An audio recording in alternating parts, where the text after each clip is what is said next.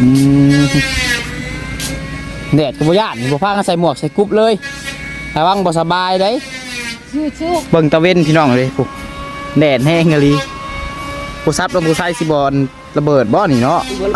ระเบิดโทรศัพท์ชูชูขันมาสวยเลยบ่ได้มาซอยได้ขันสวยเลยเนาะว่าสวยก็ซอยเอามาบ้านไปเลยเอ้าสิเมื่อบ้านว่ามื้อแรงเมื่อยังอ่ะน่ะเบอร์น้ำลงมือเวียดเครื่องแรกต้องจ้อยเหยียบเบิ่งดูฮะไกลแล้วไม่จอดได้ไว้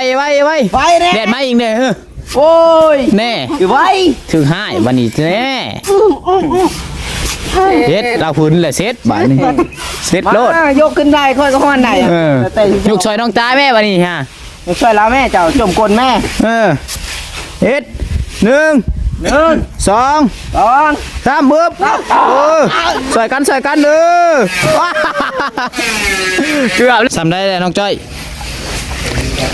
นี่ไก่แล้วพ่อแล้วไปจักนี่อีกจักบาทอีก2 บาทเอาแม่จ้อยอีก2 บาทใน3ให้อีก3บ่เจ้าอ่ะใน3เอาอีกส่วนไว้เอาเฮ็ดพูดบ่พูดตะกัน1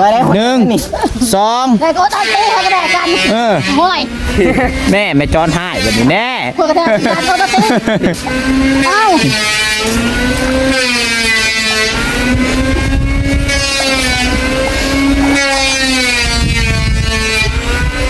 ยังมาปึ๊บสอยแม่จอนเร็ว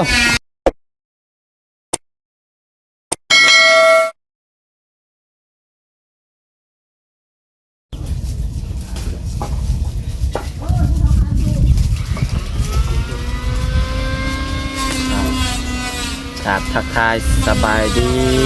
สวัสดีเด้อพ่อแม่พี่น้องสบายดีป้าลุงและก็ FC กันเบิร์ดสู่คนเบิร์ดสุหม่องสู่บอลว่าจะอยู่ฝั่งลาวฝั่งไทยและก็ต่างประเทศก็ยินดีต้อนรับเข้าสู่ช่อง YouTube น้องสู่ไซปันสุกอีกแล้วพี่น้องเอ้ยโดยพี่น้องเนาะหลังจากที่ว่ากินข้าวกินน้ำแล้วพี่น้องเอ้ยกินข้าวสามัคคีเนาะพากันกินแล้วก็ทางทีมงานพอแก้วผลก็ลุยเลยพี่น้องเนาะบ่พักอีกพี่น้องเอ้ยตอนนี้ก็เป็นเวลาทำเติบแล้วแหละพี่น้องเนาะกินข้าวเที่ยงก็จนค่ำแล้วพี่น้องเอ้ยมื้อนี้เนาะเพราะว่าเฮาเฮ็ดของกินนี่มันก็หลายอย่างหลายแนวมันก็เลยซ่านี่นะพี่น้องครับมาอย่างเพิ่นเฮ็ดของกินกับมีแต่แม่จรกับน้องสาว 3-4 คนนี่แหละพี่น้องเนาะเพิ่นเฮ็ดกินตามเพิ่นก็เฮ็ดเวียกแล้วก็หิวข้าวแห้งพี่น้องเนาะกินข้าวแล้วลุยเวียกต่ออีกพี่น้องเพิ่นเล็งมือเพิ่นอยากให้มันแล้วไวๆสำหรับพอแก้วว่าเนาะยินเสียงเพิ่นกบไม้อยู่แง่พี่น้องเนาะน้องชายกับพาพี่น้องไปเบิ่งไปชมน้ำกันพี่น้องเอ้ยก่อนอื่นเบิดก็ต้องขอบคุณเด้อเนาะทางแม่เนี่ยใจดีที่เพิ่นเลี้ยงข้าวเลี้ยงน้ำทางน้องๆมื้อนี้เนาะ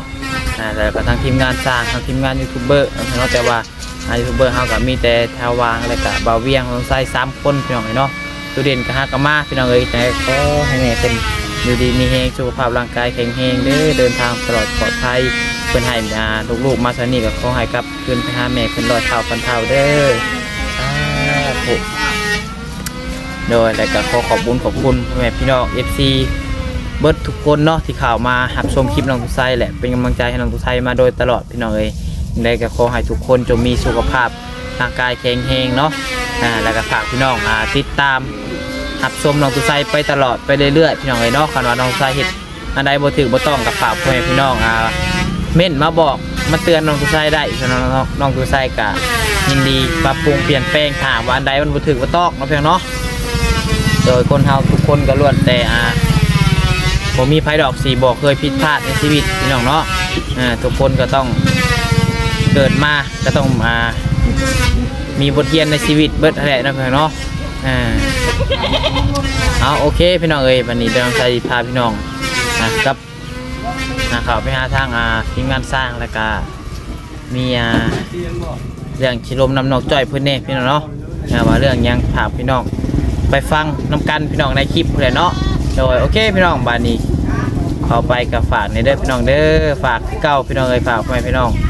ติดตามรับชมคนละ1 ไลค์ 1 แชร์พี่น้องเอ้ยเนาะเพื่อเป็นกำลังใจให้น้องตู้ไซพี่น้องเอ้ยเนาะโดยแล้วก็1 คอมเมนต์พี่น้องเอ้ย1 ความคิดเห็นกดใจให้ก็ได้พี่น้องเอ้ยจังใดก็เป็นแห่งนัดใจให้น้องตู้ไซแหละพี่น้องเนาะโดยพี่น้องเอ้ยทีมพันกระเบิงโฆษณาให้น้องตู้ไซน้ำเนยพี่น้องเอ้ยเนาะโดยวันนี้เดี๋ยวขออนุญาตปิดกล่องลังก่อนโอเคพี่น้องเนาะโอ้ว้าวจ้องพี่น้องเลยติจะกินข้าวแล้วพี่น้องเนาะตอนกินข้าวหาบดบัดตอนเห็ดเวียกพี่น้องเลยแดดจังปางอีกแล้วพี่น้องเลยแต่กระยามันพี่น้องเนาะแดดกันดีกว่าฝนตกกันฝนตกกันเห็ดเวียกเห็ดงานบ่ได้ได้พี่น้องเนาะโอ้ต้องนั่นเลย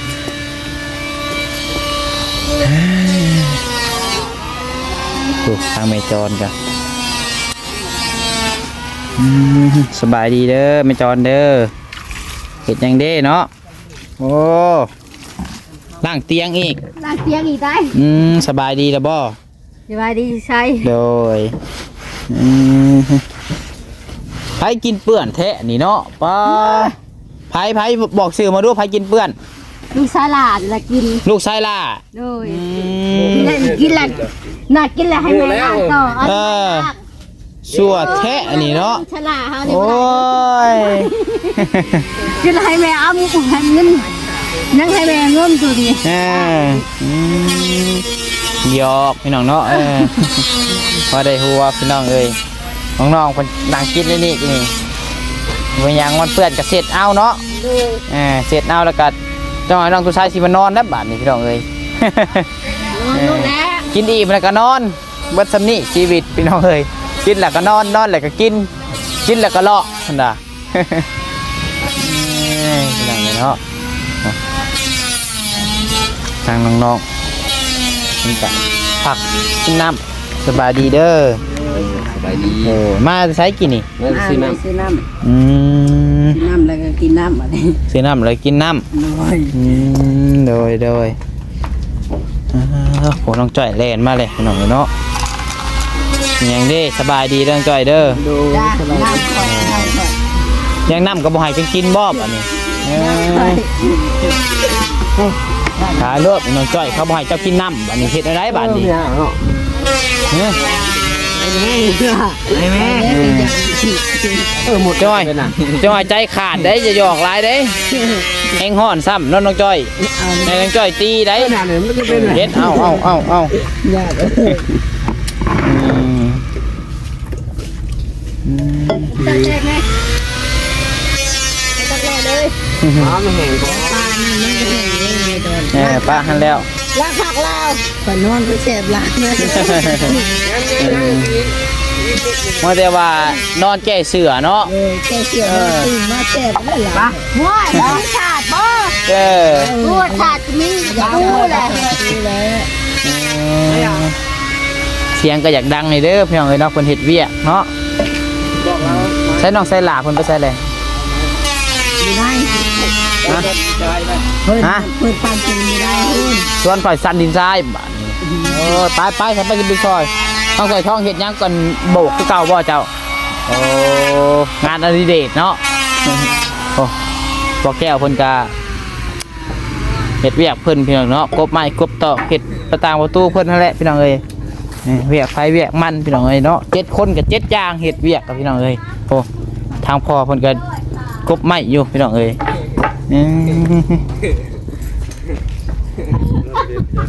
โอ้แม่จอนป้าจะกลัวอีช่างนี่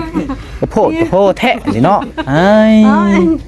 ตัวยังไงนี่ จอกหัวกระลิน บอกกะลินเยอะว่ายังกินนี่ฮะ เอาวอลเลน โอ้ยบาลินโอ้น้องจอย ไปก่อน หอนทรายบ่บะนี่แม่จอนมาหอนทรายช่วยเพิ่นหน่อยไหม ว่าหอบเป็น ย่อซอยน้องเพิ่นนี่เพิ่นย่อบ่ได้ขึ้นบ่ได้ได้นี่โอ้ไปลองยืนกับน้องจอยดูไฟสูงฮะ จุ่มไม่ได้หรอกครับไม่ได้ตก เอาบ่เคย บ่เคยบ่ต้องไปยืนใกล้เพิ่นดูไปเจ้าเพียงได้เพิ่นฮะ บ่แล้ว เอาไปยืนใกล้อีซื้อบ่ได้อันนั้นเนาะ เอามันจากมุมเดียวมันบ่เห็นเจ้านี่คอยถ่ายคลิปนี่บ่เห็นนี่ เออยังดูเพิ่นเฮ็ดได้นี่ผู้เพิ่นปิดหลังมาเจ้าก็ไปยืนบนพุ่นอย่าไปโอ้ยปิดหน้ามาบัดนี้นี่โอ้น้องจ้อยเพิ่นฮ้อนทรายพี่น้องเอ้ยโอ้ทรายก็ฮ้อนลีกี่หับกินนี่ตีนจะใหม่ รีเห็ดทำมันหมุดเข้าไปเลยให้มันเย็น โอ้มันตากแดดเลยอันนี้เนาะ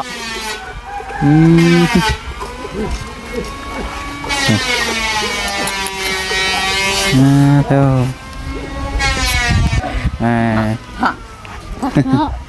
ขับบอกเร็ว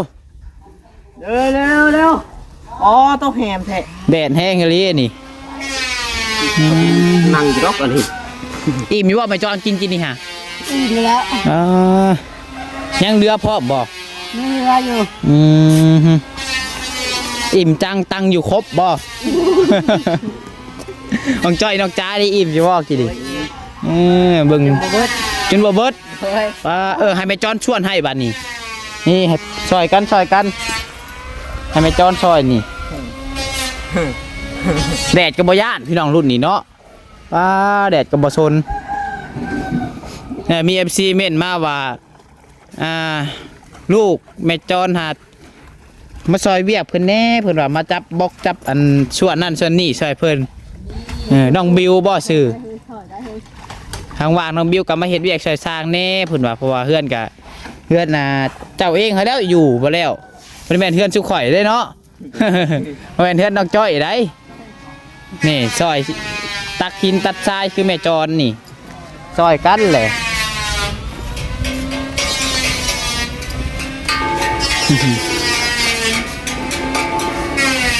คนละไม้ละมือ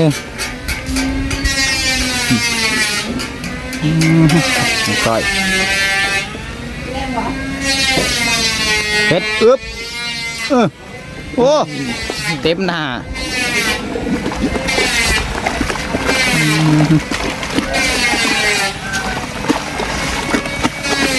มื้อเช้านี่คือเห็นว่าห่อนบ่มื้อเช้านี่กะห่อนจนเต็มแต่กระเบิดขายดีรีไซน์จะนี่เนาะ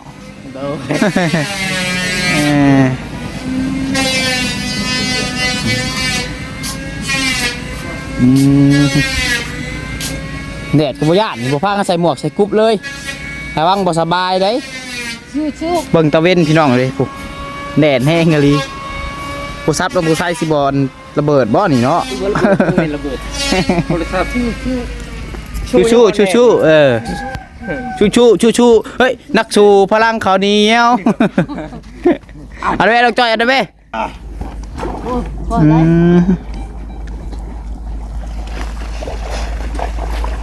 ไม่จอนแดดอยู่ว่าไม่จอนไม่จอนบริเดดได้เนาะนี่คนจะเกิดเขาจะเกิดว่าคนจริงทนแดดทนพลทนทุกอย่างไม่จอนเนาะทั้งดุทั้งเก่งมืออื่นก้อนก่อนสีมาแต่เช้าๆก่อนสีมาห่อนซอย เงาว่าเลยเด้อ ขันมาสวยเลยบ่ได้มาซอยได้ขันสวยเลยเนาะสวยก็ซอยเอามาบ้านมาเลยอ้าวเมื่อบ้านว่ามือแรงเมื่อยังอ่ะนะเมื่อน้ำลุงเมื่อเวียด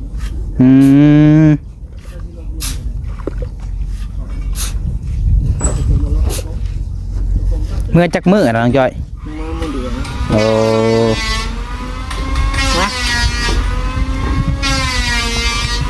เวียนจากเมื่อเสียงนะ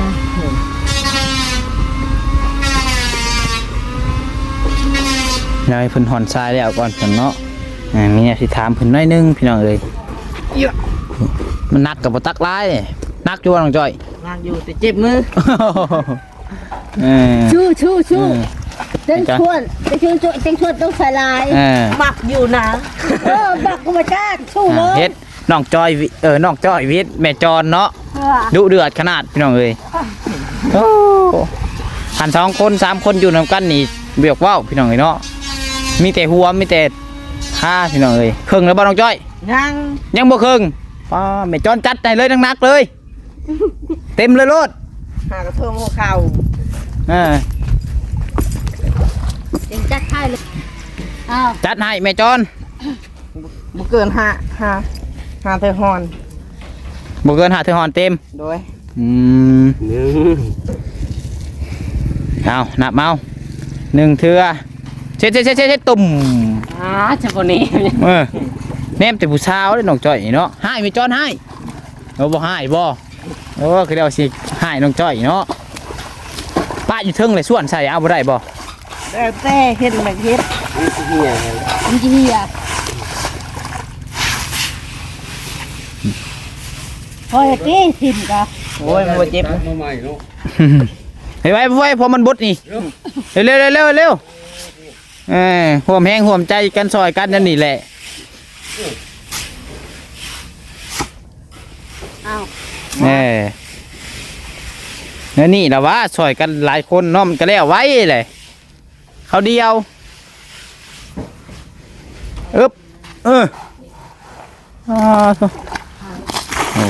ไกลแล้วครึ่งเลยปะจักฮะ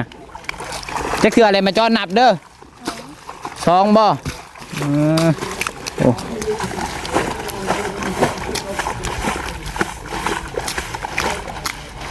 งานอดิเรกได้นี่น้องจ้อยนี่เนาะห่อนทรายตั้งแต่ช่วงอันเพื่อนซาบัวผู้ตอนน่ะห่อนกับน้องถอยทองเนาะแม่นบ่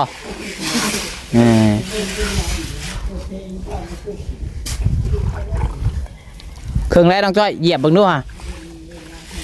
ไกลแล้วไม่จอดไว้ ไปแน่ แดดมาอีกเนี่ยโอ้ย แน่ อยู่ไว้ ถึงห้ายวันนี้แน่เซ็ตเราพื้นเลยเซ็ตบ้านนี้เซ็ตโลด ยกขึ้นได้ค่อยก็ฮ้อนได้ ยกช่วยน้องตาแม่วันนี้ฮะ ช่วยแล้วแม่เจ้าจมกลแม่ 1 2 3บึ๊บช่วยกันเกือบแล้วมันกับเปียกเมื่อกี้นี่ อยู่ใกล้เด้อเด้อ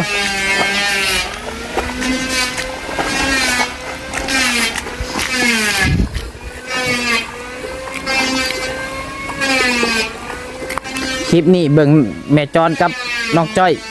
ซอยกันเฮ็ดเวียกพี่น้องคลิปนี้เนาะน้องจ้อยเวียดแม่จอนสายหากลับมาอีกแล้ว FC เบิ่งกันคือสิหัวเจ็บท้องบ่ได้นี่พี่น้องเนาะ ระวังได้หาก็กินมาอิ่มเฮ็ดเวียกย่อนักจะหน่อยตดออกได้เนาะ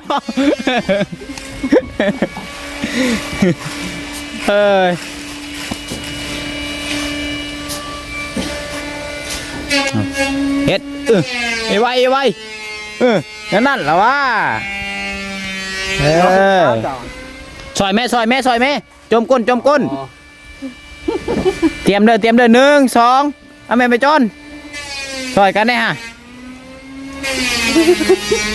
นั่นแหละซอยย่อก้นนั่นแหละโอ้ย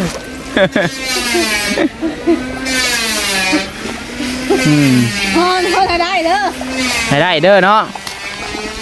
โอ้ยเดี๋ยวใกล้เลยได้พอเฮ็ดจะ จะคืออะไรน้องบิวนับอยู่น้องบิวจะคืออะไรแม่นบ่ ใช่คือยังบ่เต็มน้องจ้อยขี่ตัวอันนี้เนาะบ้านว่า5เทื่อเต็ม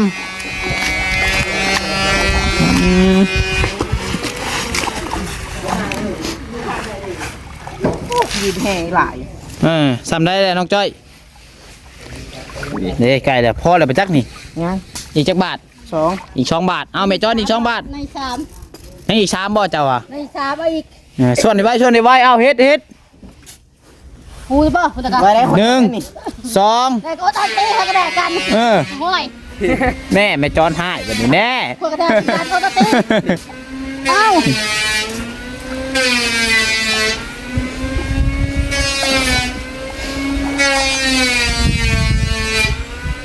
อย่ามาปึ๊บสอยแม่จอนเร็วออกไหมเรียบร้อยตาดีเต็มเลยบ่เต็มเลยน้ำก็เหี่ยเบิด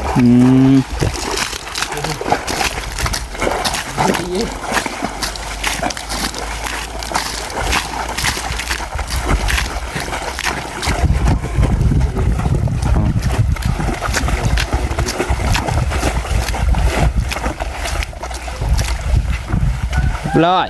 พอคันบ่พอก็อย่าแล้วคอยแดดแล้วคอยสิเข้าผมได้บัดนี้เนาะ จ้า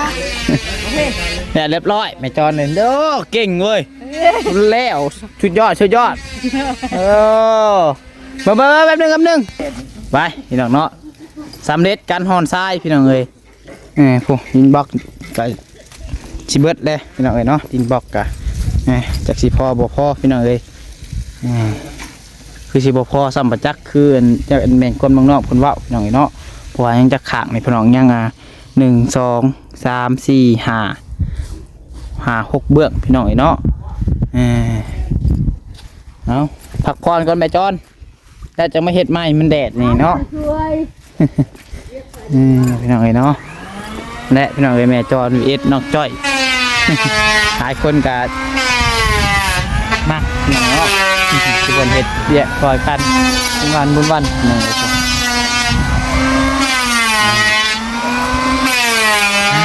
ฮ้อนพี่น้องเอ้ยเนาะใส่กับเบื่อแตะพี่น้องเอ้ยเนาะเบื่ออีกทีพี่น้องเอ้ยเนาะเอาพี่น้องคือสิประมาณนี้เด้อพี่น้องสำหรับคลิปนี้น้องไซก็จะขอโตจบคลิปเพียงเท่านี้พี่น้องเนาะถ้าหากว่ามีผู้ใหญ่ใจบุญทันใดอยากช่วยเหลือทางน้องจ้อยคือว่าแม่จอนก็ติดต่อหาน้องทุไซได้เด้อพี่น้องเด้อสำหรับคลิปนี้ก็สิได้ลาพี่น้องไปก่อนขอบคุณเด้อพ่อแม่พี่น้อง FC เบิร์ดทุกคนที่เข้ามาชมคลิปน้องทุไซแต่ต้นจนจบฝากแม่พี่น้องเป็นกำลังใจกดไลค์กดแชร์กด Subscribe เบิ่งว่าบ่คำโฆษณาให้น้องทุไซแน่พี่น้องเอ้ยถ้าผิดพลาดประการใดก็ต้องขอโทษขออภัยหลายเนาะโดยสุดท้ายนี้ขอกล่าวคำว่าสบายดี